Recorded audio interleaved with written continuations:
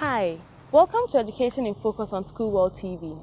I'm Ruth Bazain. Today's topic is of great importance. We are simply asking what role parents play in their children's education. I have with me Miss Elizabeth Kwesiyama, the principal and proprietor of Little Treasures Montessori School here in Accra, to help us delve into this issue. Stay tuned, we'll be right back after the break.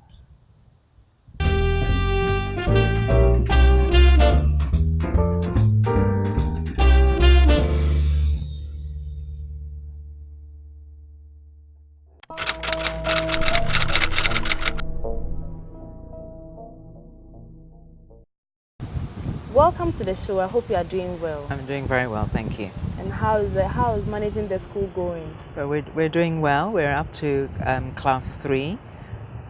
We also embrace special needs children. Okay. We welcome them with open arms. And as you see, we have a very serene and very quiet environment, very conducive for children to play and have a good time. That's really a nice place you have here. Thank you. All right. Now let's get to the topic for the day. Research has shown that parents who play an active role in their children's education tend to improve their children's academic performance. Now, from your perspective, what do you think the role of parents is in their children's education? Well, but they play a lot of different roles, but their main role is that they're child's first educators.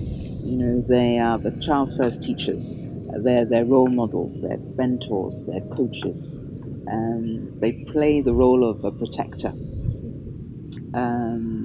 If you're a daddy's girl, you're the superhero. There's nothing he can't do. Yeah. He can do everything and anything. They're facilitators. They're protectors. They're not just caregivers. Yes, you're raising your child, but you're also training them and how to navigate themselves in society at large. Yeah. All right. What's the situation in Ghana? Do you think that parents are playing an active role in their children's education, or what's the situation like? Yes and no. Yes, in the fact that traditionally we love children. We like having a lot of children. I think these days people don't have as many children as they, my grandmother is one of like 11. Can you imagine having 11 children nowadays?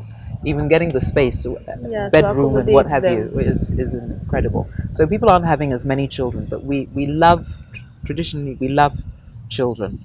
But in terms of actually understanding that each child is unique and is different, I think parents don't quite understand that. So I always ask parents, are you really aware of your importance as a first educator? Because children don't learn anything out of a vacuum. It's either they've seen it, they've heard it, and then they repeat it. We'll take a quick break. When we come back, you'd get to know what you can do as a parent to become more actively involved in your child's education. Please stay tuned. This is School World TV, your power to learn, teach, and lead. Some parents will never come to the school the whole year. No matter what happens, you can invite them when issues arise and they still won't budge. But there are others who are usually hovering around their children, teachers. They want to know everything that's going on here. As an educator, do you think it's some form of interference in school activity? No, I don't see it as interference. I mean, I have an open door policy. You can come and talk to me anytime. I like parents to be hands-on.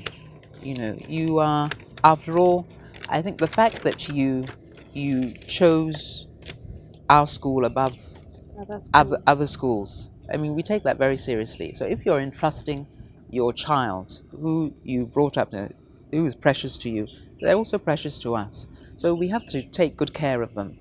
And so I always ask what little idiosyncrasies, what sort of interesting things do the children like to do to make them feel at home. It should be a home away from home. It should be relaxed. That they are going to a place they don't want to be in. Absolutely. And if the parent wants to come for the first few days and actually be with the child and for them to settle, so be it. It's very important.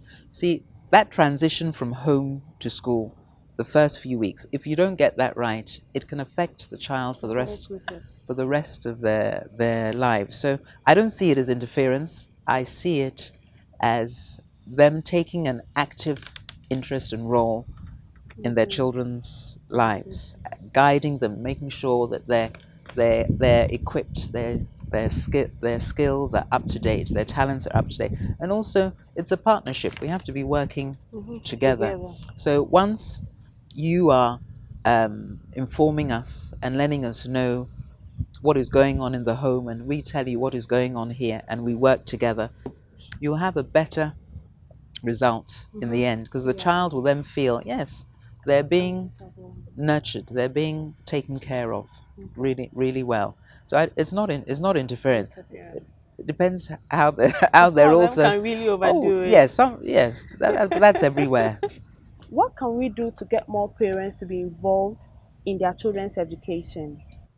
I think just to re-emphasize that, not to just focus on the academics. Not all children are academic. Okay. Children are skilled at different things. They can be, they're different types of learners. They can be very musical. One thing we do here is we place a lot of emphasis and focus on music. Music is a language. Children learn to sing first before they learn to speak. So once you sing everything, the language will come, will speed up. So the type of music you play on the way to school. So it's not SHATTA WALE. And I remember one child came and said, "Hey, SHATTA WALE." I said, no, nothing like that. Music that will promote, that consciousness. Yes, exactly. Conscious because music. Whatever you play, definitely when they come in, they'll be They'll be singing it. And the dancing and the what have you. Children are very impressionable. What they see is what they will. Is what they do. Is what they do. So I've had to explain to some drivers, some parents, kind of music and things they play in the car. You don't play it so loud. We have a thing with noise. Everything has to be extremely loud, so that you deafen the person while you're in the car. And that doesn't need to be the case. Something educational, or you put in a CD that is educational. Sing some alphabet song or rhymes or something, and it helps. It helps. But the important thing is also to this holistic education thing. It's very important. So we just don't look at academics. We look at their physical education. Developing physically. Okay. How are they developing intellectually? How are we affecting their minds? How is their language developing? How are they developing emotionally? If they're too emotional, you can't teach them. You have to make sure that they're not crying, that they are, they're very emotionally stable before you can teach them. Okay. And then the social development. Are they making friends? Are they able to have a conversation? The art of conversation, knowing that when I speak, you listen. You don't then interrupt. You wait for me to finish, and then you talk. And because we're a Christian school, the spiritual aspect is also important to us. So we do assembly, we have Bible stories, we do praise and worship. Okay, and we have fun. Have anything to tell Ghanaian parents? Any last words? I'm trying to be very careful here, because parents are the same everywhere. So whether they're just in Ghana or what have you, we all want our children to do well. What I would say that is, embrace your child wholly. It's not don't just look at them in academic sense. Also look at their skills. Are they musical? Are they good at sport? Some of us are late developers. So the fact that they're not hey in the class doesn't mean that they won't be like that in future. So we have to use different ways of educating our children, because no two children are the same. Yeah. Thank you very much. Thank you. It was nice having you on the show. I enjoyed it. Thank you. For today, we've learned that as a parent, you'd have to learn to motivate your child, be consistent with them, and actively involve them when you are making rules and regulations, because until they buy into those rules, they are never going to do them. My name is Ruth Bazin, and this is Education in Focus.